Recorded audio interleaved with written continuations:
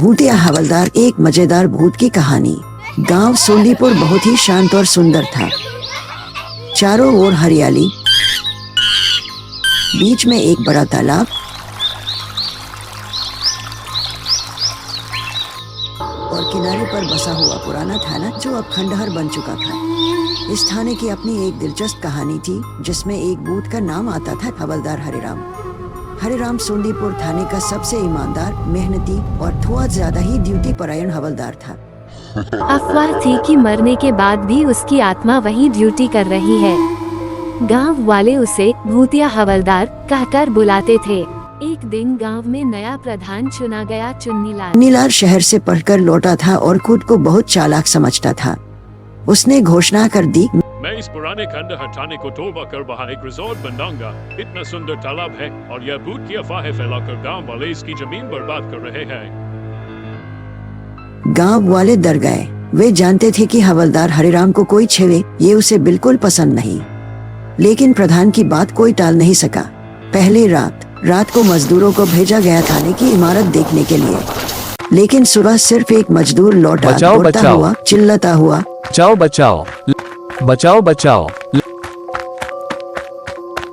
पूछने पर उसने बताया, हम थाने के अंदर घुसे ही थे कि अचानक एक भारी आवाज आए, छाती खोल के चलो, तलाशी दो। और फिर एक लाठी हवा में घूमती हुई आए और हमारी पीठ पर पड़ी। कोई दिखा नहीं, पर आवाजें और कदमों की धमक साफ सुनाई दी। गांव में हड़कंप। चुन्नीलाल ने इसे मजदूरों की बहानाबाजी समझा।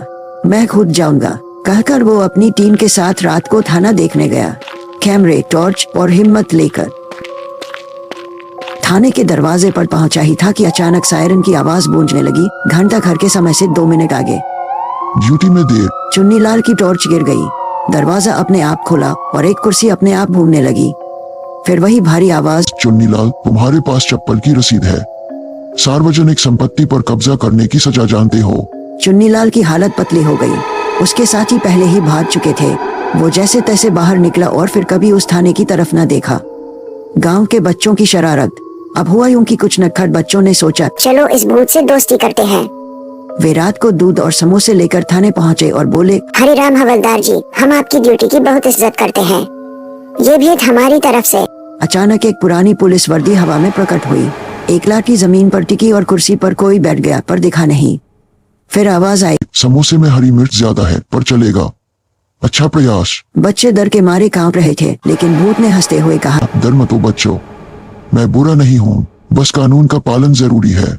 उस रात के बाद से बच्चों और भूतिया हवलदार की दोस्ती हो गई। बच्चे थाने को साफ रखते और भूत उन्हें कहानियां सुनाता, अपने जमाने की, चोरों की और ड्यूटी के नियमों की। भूत की शिकायत। एक दिन भूत ने बच्चों से कहा, अब तो मेरे पास कोई केस ही नहीं आता, कोई चोरी नहीं, कोई हंगामा नहीं, ड्यूटी में मजा नहीं आ रहा।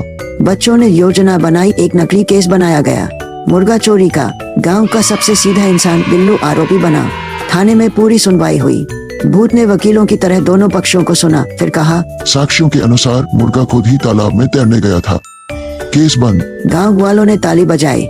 हवलदार खुश हुआ। वाह, ड्यूटी में फिर से मजा आया। कहानी का अंत। अब सोंदीपुर का थाना भले खंडहर हो, लेकिन वहाँ एक नियमों का भूत रहता है, जो बच्चों का दोस्त है और बदमाशों का दुश्मन। गांव के लोग उसे परेशान नहीं करते और वह गांव की सुरक्षा में तैनात रहता है, बिना वेतन, बिना छुट्टी, एक सच्चा सेवक। और जब भी कोई नया प्रधान आता है, बच्चों की टोली पहले ही उसे समझा देती है, थाना छेड़ोगे तो हवलदार की लाठी पड़ेगी।